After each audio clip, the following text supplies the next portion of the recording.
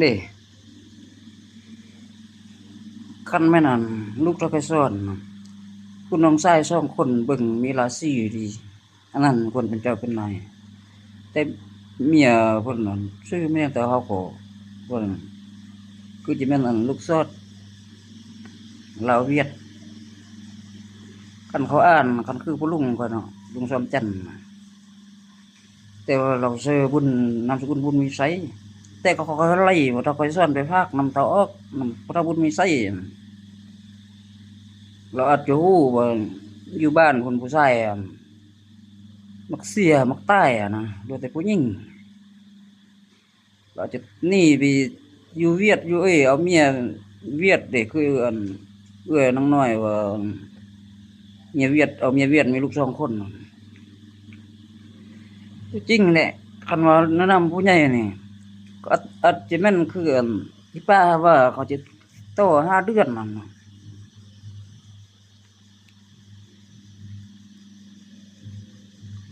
มันต้องมีอยู่หม้อนี่แต่แม่นผู้ใหญ่สั่งขนาดอุดหลักจะเฮ็ดหยัง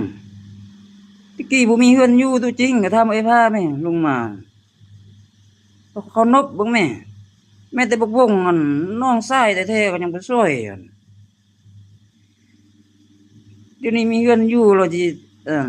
เฮือนอยู่ก็ตอนนั้นอยู่ปัญญาธิราชเด้ก็เฮาเลี้ยงแต่ไอ้อุดแม่งอุดออกอุดที่แม่งเงินเดือนเฮาเลย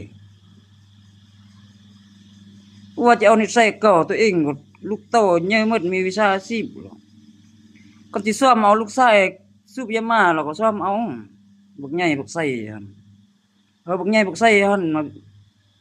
มาขอบีบเอาเงินพ่อเงินแม่หั่นเขาเบิ่งก็อาจสิมีแหละบักไส้กับบักใหญ่ถ้าบ่ติบรีเขาออกบ่ได้เขาจะไปบีบเอาน้ำพ่อน้ำแม่เขาลืมปานนั้นก่อนจะได้เฮือนแม่งก็ไอ้ผ้าเอาเงินอยู่นำปัญญาธิราชไอ้อุดบ่มีเอาเป็นผู้จ่ายซื้อฮอดบัตร